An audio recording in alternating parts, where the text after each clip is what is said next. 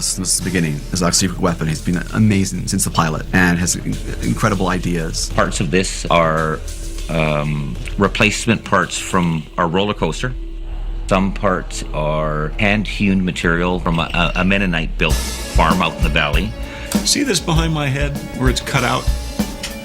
Well, it's also cut out down there. It's cut out every conceivable place that somebody that is 6'3" would hit their head, which is exactly what Jonathan Kent would have done. And when we were first doing this show and I saw that, I thought, who's the guy that did this? This is way above and beyond. And Rob is not over 6 feet tall. So how he knew, I have no idea. But Tom and I appreciate it every time we come in here. When you find the right angles and the light comes streaming through the windows, it's amazingly beautiful. And after 3 years, directors continuously find new angles to shoot. And I love this set. I think it's beautiful, and I think it really evokes the aesthetic of the Midwest that the show takes place in.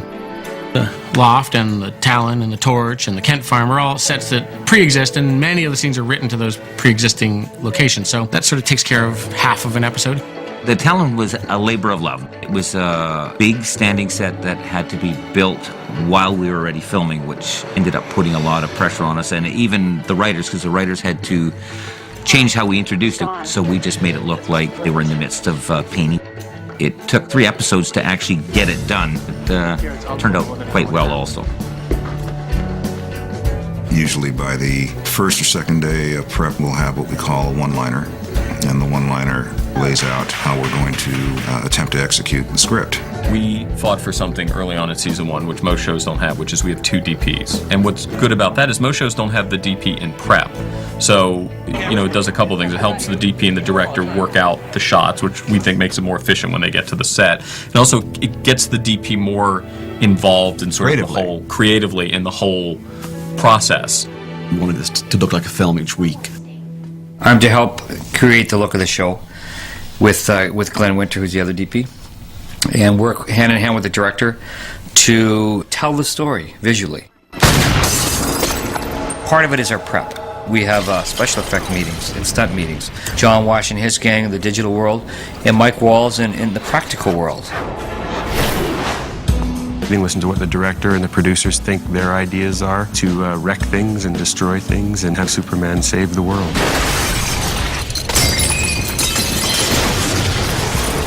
We're standing beside the key gag for episode 66, which is a car getting flipped over by somebody punching the hood of it. Over here is the nitrogen cannon. This is the sleeve for the cannon. We'll mount this inside the back of the car. High-pressure nitrogen will be fired out of here using a button that Chris Sayer, the stunt driver, will use. And this is the Delron plug that will fire out the end of the sleeve when he pushes that button. Basically, it just pushes the vehicle up and away, and using the forward momentum of the vehicle, you'll get a forward travel of the vehicle, and it'll land on its roof. This hole in the floor is where the cannon will mount, and we do this and tie everything into the mount of the cannon so that the vehicle itself flies as a whole unit.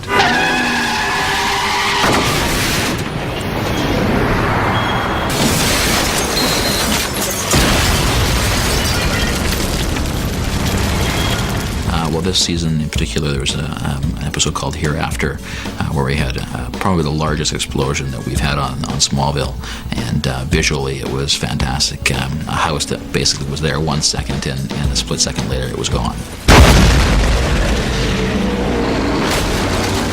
They don't do television-size stunts on this show. They do feature-size stunts. On Phoenix, which was, I think, our 2nd episode, we had a week on the show where, on a Monday, we crashed a superbike through a bank window. Threw a guy 25 feet into a wall. And then on the Tuesday, we did 120 squibs on Clark in front of the bank, where he just gets shot up by SWAT teams, and then we blew up a car in that sequence. We had stunt people diving out of the way, and then Thursday, we had a high fall 62 feet through glass. We smashed through a pillar. We threw Clark 30 feet into a scaffolding tower that collapsed on him. And then on the Friday of that same week, Clark jumped off a building 300 feet, stopping 6 feet off the deck. It was a crazy week, but really a lot of fun. We go in for rehearsal, and all the different departments watch. The lighting department watches, the sound department watches, The folks with props watched. And while that's happening, I'll be doing concept sketches, and my guys in the art department will be doing research on various ideas and locales and such. Here is an illustration of a tank where we drop Clark into a giant vat of kryptonite. Simply the chemistry that you associate with chemical light sticks. It is non-toxic because it's something that they hand out to kids at Halloween. Clark, I need you to relax. I get to sit and watch the director and the actors take this piece of paper and give it a life. That's my favorite part of movie making, to see that, how they develop that, and then after that, then we get to build. We started off with a concept based on a location we saw where Lionel's in a high-tech prison cell having his head shaved. And this was the concept sketch in black and white that Scott did. We took that in the computer and put color into it. We had another glass box in another script that was being shot before this one, so we went to the idea that it would be a stainless steel high-tech chrome cage. From that point, we went over to Rob and the boys, and we ended up finding some steel mesh.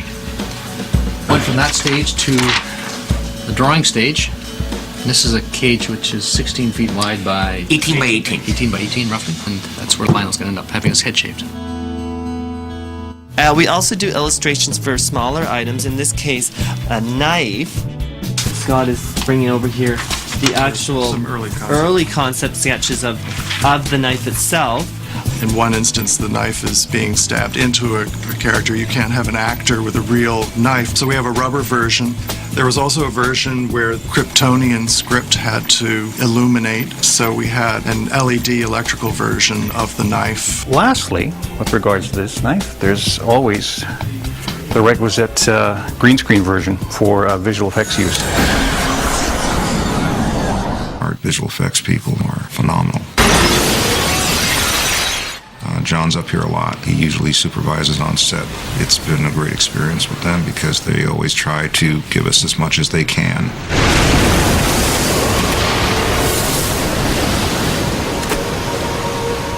We try and, generate the same kind of quality with limited resources and limited time.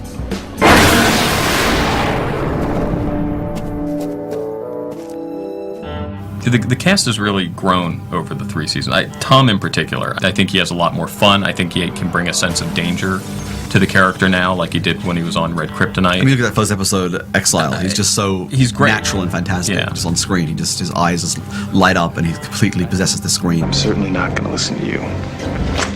It's interesting. I had to kill somebody a little while ago, and that was so weird.